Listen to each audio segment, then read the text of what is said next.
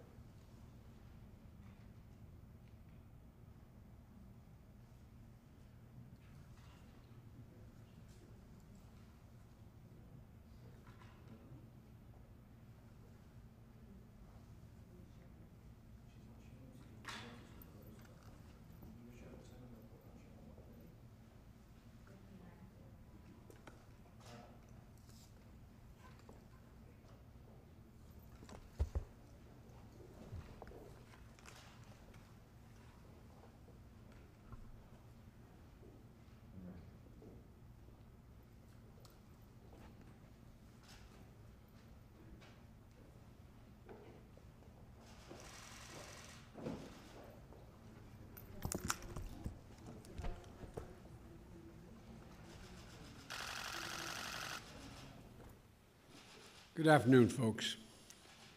Vice President Harris and I just received a briefing from our economic team, and we remain in a once-in-a-century public health crisis that's led to the most unequal job and economic crisis in modern history. And the crisis is only deepening. It's not getting better, it's deepening. Yesterday, we learned that 900,000 more Americans file for unemployment. 900,000. They join millions of Americans who, through no fault of their own, have lost the dignity and respect that comes with a job and a paycheck. So many of them never thought they'd ever be out of work in the first place. And just like my dad did when he used to lie awake at night when I was a kid, staring at the ceiling, unable to sleep because he worried about whether or not he was about to lose his health care, or whether we were going to have the money to pay the mortgage because of the economic circumstance he was in. And now a lot of these folks are facing eviction, are waiting hours in their cars, literally hours in their cars, waiting to be able to feed their children as they drive up to a food bank. It's the United States of America, and they're waiting to feed their kids.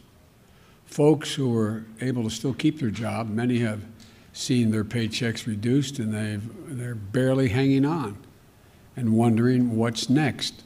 Sometimes the anxiety about what's going to happen next is more consequential than what actually happened. But this is happening today in America. And this cannot be who we are as a country. These are not the values of our nation. We cannot, will not let people go hungry. We cannot let people be evicted because of nothing they did themselves. They cannot watch people lose their jobs, and we have to act. We have to act now. It's not just to meet the moral obligation to treat our fellow Americans with the dignity and respect they deserve. This is an economic imperative, a growing economic consensus that we must act decisively and boldly to grow the economy for all Americans, not just for tomorrow, but in the future. There's a growing chorus of top economists that agree that at this moment of crisis, with the interest rates as low as they are, historic lows, it is smart fiscal investment, including deficit spending, and they're more urgent than ever. You know, and that return on these investments in jobs and racial equity is going to prevent long-term economic damage and benefits that are going to far surpass their cost. If we don't act, the rest of the world is not standing still in terms of their competitive advantage or their competitive possibilities relative to us. That our debt situation will be more stable and not less stable, according to these economists, and that such investments in our people is going to strengthen our economic competitiveness as a nation and help us outcompete our competitors in the global economy, because we're going to grow the economy with these investments. While the COVID-19 package that passed in December was the first step, as I said at the time, it's just a down payment. We need more action, and we need to move fast. Last week, I laid out a two-step plan of rescue and recovery to get through the crisis and to a better and stronger and more secure America. The first step of our American Rescue Plan is a plan to tackle the pandemic and get direct financial relief to Americans who need it the most. You know, in just a few days, it's just been a few days since I outlined this plan, and it's received bipartisan support from a majority of American mayors and governors. Businesses and labor organizations have together welcomed it as an urgent action that's needed. Even Wall Street firms have underscored its importance. In fact, an analysis by Moody's estimates that if we pass our American Rescue Plan, the economy would create 7.5 million jobs just in this year alone.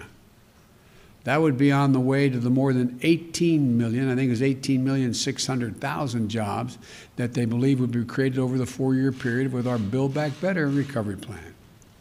And with our American Rescue Plan, our economy would return to full employment a full year faster than without the plan.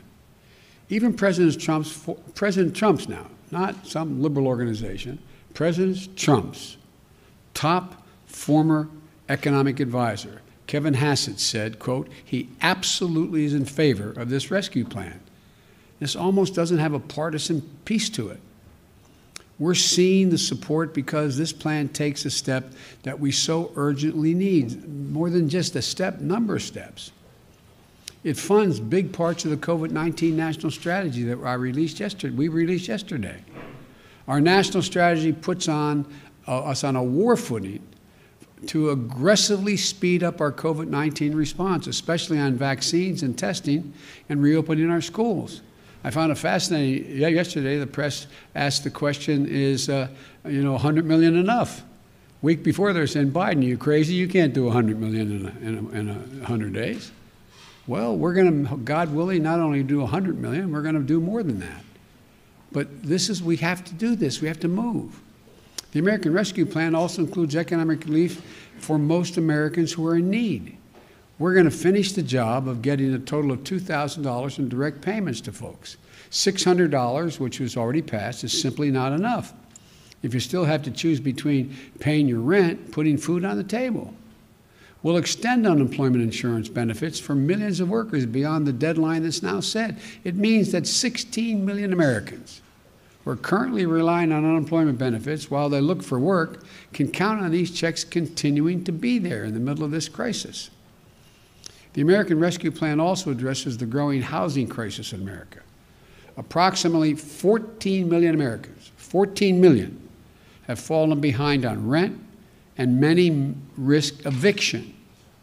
If we fail to act, there will be a wave of evictions and foreclosures in the coming months as this pandemic rages on, because there's nothing we can do to change the trajectory of the pandemic in the next several months.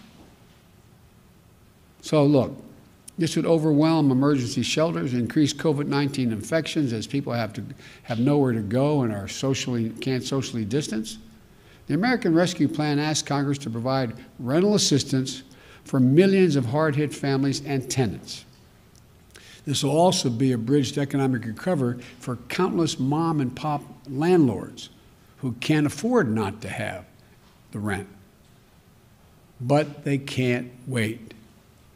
So on Inauguration Day, I directed my administration to extend nationwide restrictions on evictions and foreclosures.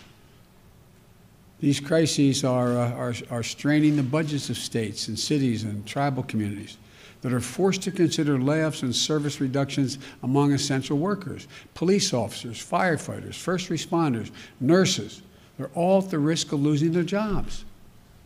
Over the last year, more than 600,000 educators have lost their jobs in cities and towns.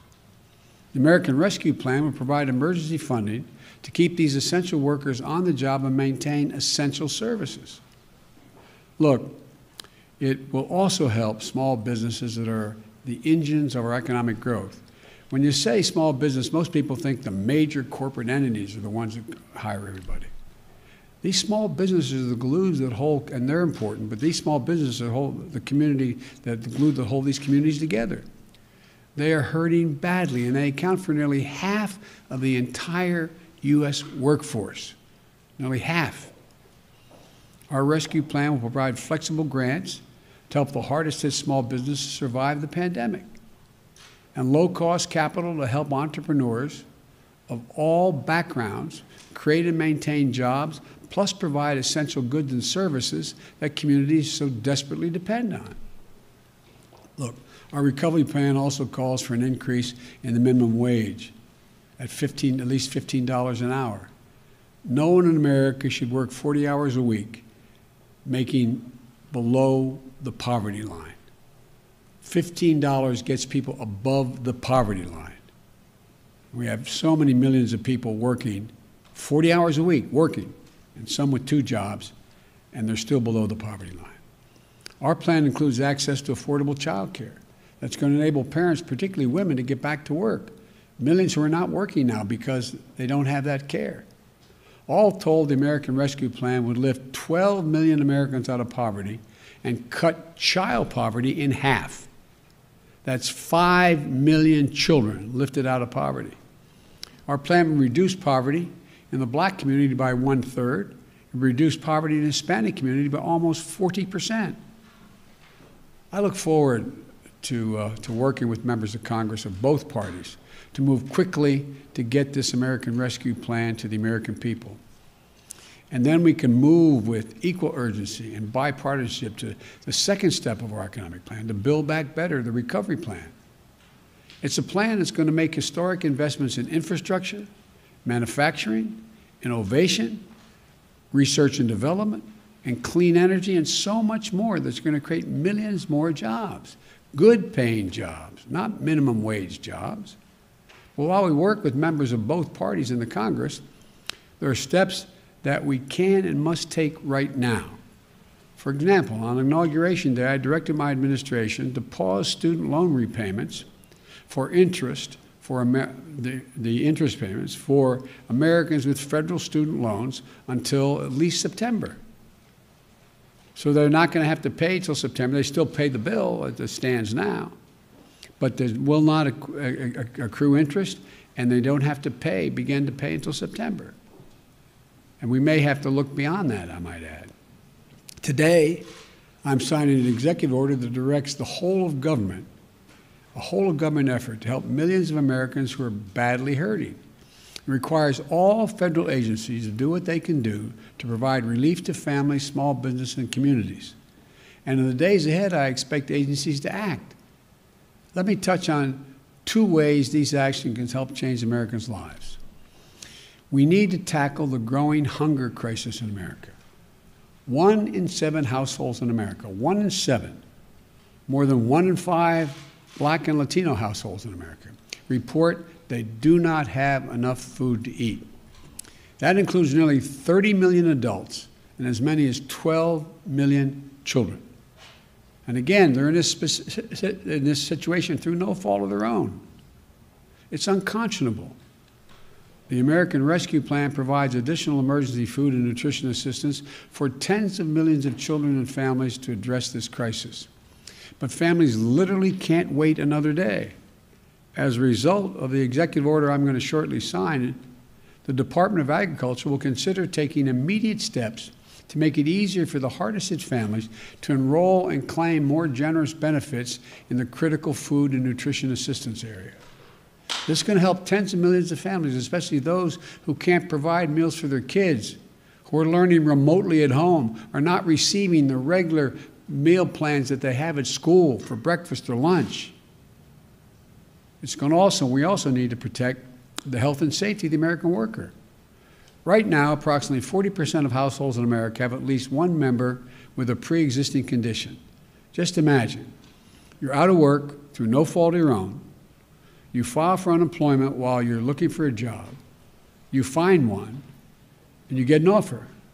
But then you find out there's a high risk of you getting infected with COVID-19 because of your condition. You and your loved one, and you and your loved ones have ever even greater risk of death and serious illness because of the pre-existing conditions. So you turn it down. Right now, if you did that, you could be denied unemployment insurance because you're offered a job, you didn't take it. It's wrong. No one should have to choose between their livelihoods and their own health or the health of their loved ones in the middle of a deadly pandemic. Because of the executive order I'm about to sign, I expect the Department of Labor to guarantee the right to refuse employment that will jeopardize your health, and if you do so, you'll still be able to qualify for the insurance. That's a judgment the Labor Department will make. Look, there are just two consequential ways that the action I'm taking today will help people in need. Another way to help approximately 2 million veterans maintain their financial footing by pausing federal collections on overpayments and debts. Another makes sure that federal contractors who are receiving taxpayers' dollars provide their workers with the pay and benefits they deserve. These are places where federal tax dollars are administered, are being made available to build things from ships to staircases. And the federal government lets the contract, and we're going to make sure that they buy American and are made in America. And here's another. Right now, there are up to 8 million people that are eligible for direct payments from the CARES Act and a relief bill passed in December.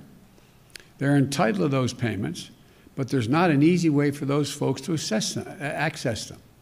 So we're making it a priority today to fix that problem and get them relief they're entitled to. Look, I'm going to close and summarize this way. A lot of America is hurting. The virus is surging. We're 400,000 dead, expected to reach well over 600,000. Families are going hungry. People are at risk of being evicted. Job losses are mounting again. We need to act. No matter how you look at it, we need to act. If we act now, our economy will be stronger in both the short and long run. That's what economists left, right, and center are telling us. Both liberal and conservative will be better and stronger across the board. If we act now, we'll be better able to compete with the world. If we act now, we'll be better able to meet our moral obligations to one another as Americans. I don't believe the people of this country just want to stand by and watch their friends, their neighbors, coworkers, fellow Americans go hungry, lose their homes, or lose their sense of dignity and hope and respect. I don't believe that, especially in the middle of a pandemic that's so weakened and wreaked so much havoc and caused so much pain on America. That's not who we are. The bottom line is this: we're in a national emergency. We need to act like we're in a national emergency. So we've got to move with everything we've got, and we've got to do it together. I don't believe Democrats or Republicans are going hungry and losing jobs. I believe Americans are going hungry and losing their jobs. And we have the tools to fix it. We have the tools to get through this. We have the tools to get this virus under control and our economy back on track. And we have the tools to help people. So let's use the tools, all of them. Use them now. So I'm going to sign this executive order, but let me conclude again by saying, folks, this is one of the cases where business, labor, Wall Street, Main Street, liberal, conservative economists know we have to act now, not only to help people who are in need now, but to allow us to be in a competitive position worldwide and be the leader of the world economy in the next year and 2 and 3 and going forward. So thank you. I'm going to sign this executive order.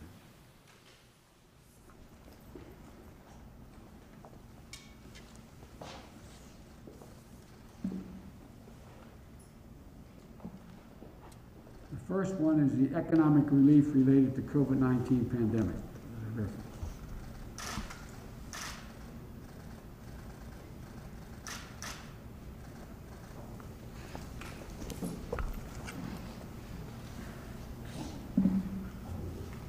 The second one is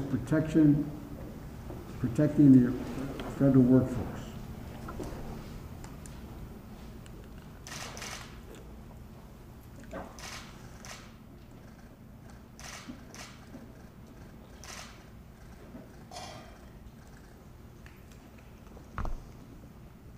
Thank you very much. Mr. President, do you